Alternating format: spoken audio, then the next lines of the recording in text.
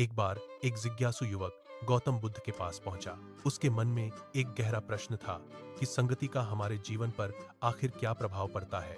बुद्ध ने उसे शब्दों के बजाय अनुभव से सिखाने का निर्णय लिया। वे उसे एक सुंदर बगीचे में ले गए और वहां पड़ी एक सूखी रस्सी की ओर इशारा किया। बुद्ध ने कहा, इस रस्सी को सूंघो। युवक ने जैसे ही उसे सूंघा, वह चकित रह गया। बुद्ध मुस्कुराए और बोले, यह रस्सी साधारण है, लेकिन फूलों के साथ रहने से यह भी सुगंधित हो गई है। बुद्ध आगे बढ़े और एक चंदन के वृक्ष के पास रुके।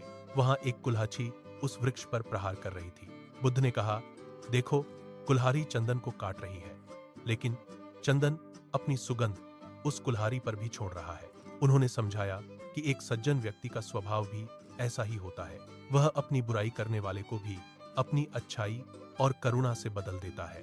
महान लोगों की संगति हमें वह शक्ति देती है कि हम अपनी मौलिक अच्छाई न खोएं। युवक ने फिर पूछा, यदि कोई हमें गलत रास्ते पर ले जाए तो? बुद्ध उसे एक विशाल तालाब के किनारे ले गए। वहां एक ओर श्वेत हंस थे और दूसरी ओर शोर मचाते कौए। बुद्ध ने कहा, हंस मानसरोवर में रहकर मोती चुनते हैं, जबकि कौए गंदगी में ही सुख खोजते हैं। तुम किसके साथ बैठते हो और किसकी बातें सुनते हो, यही तय करता है कि तुम्हारा भविष्य क्या होगा। संगति का अर्थ केवल साथ रहना नहीं, बल्कि उन विचारों को अपनाना है। अंत में बुद्ध ने एक अद्भुत सत्य दिखाया।